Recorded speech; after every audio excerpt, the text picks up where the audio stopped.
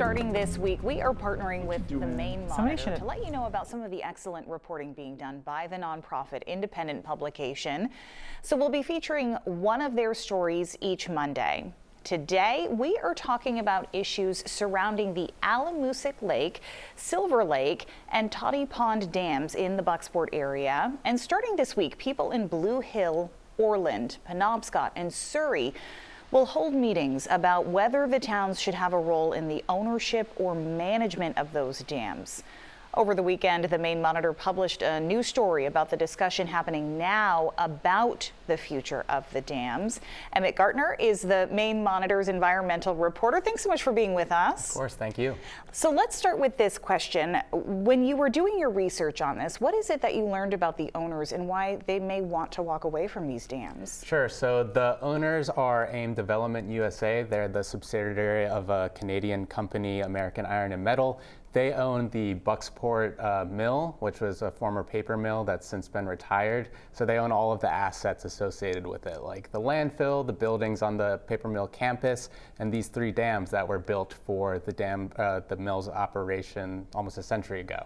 So for the past year or so, AIM has been shopping around some of the assets on the mill's campus, including the landfill and then these 3 dams. There haven't been any buyers because they're failing assets. The dams are in poor condition, as is the landfill. So there's a little known state statute that allows a dam owner to abandon their dams, and following it requires 180-day consultation period where interested towns might be able to buy the dams, but so far we're in the midst of that process. No buyers have approached, so the abandonment process moves forward.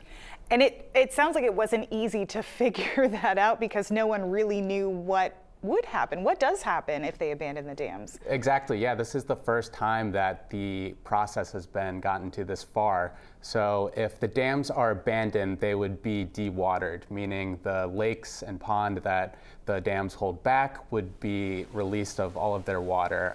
It would be done in a way that's supposed to be as minimally impactful as possible. The Maine Department of Environmental Protection would oversee the dewatering, and if no buyers come forward and the abandonment process is carried out, then the owners of, and residents on these lakes could be looking at a vast expanse of mudflats where blue lake water once was.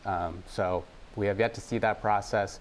When I spoke with state agency officials, they had kind of mixed interpretations of how it would carry out.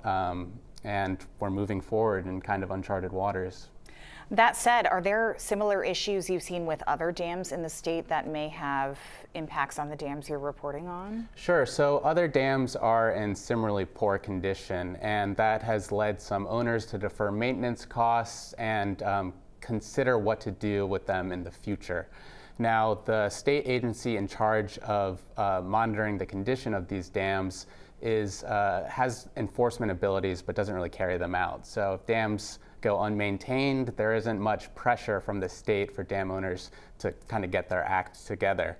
So some state officials I've spoken with and through my reporting have said that this could be a litmus test for other dam owners to follow. If they have failing dams, they don't want to pay for them and want ultimately just to get rid of them, then they could. And AIM is kind of showing what the playbook could be for that. Setting a precedent here. Exactly. Really interesting stuff. Emmett, thank you so much for sitting down with us and talking about it. Yeah, thank you. By the way, you can read Emmett's full story and much more at the-maine-monitor.org.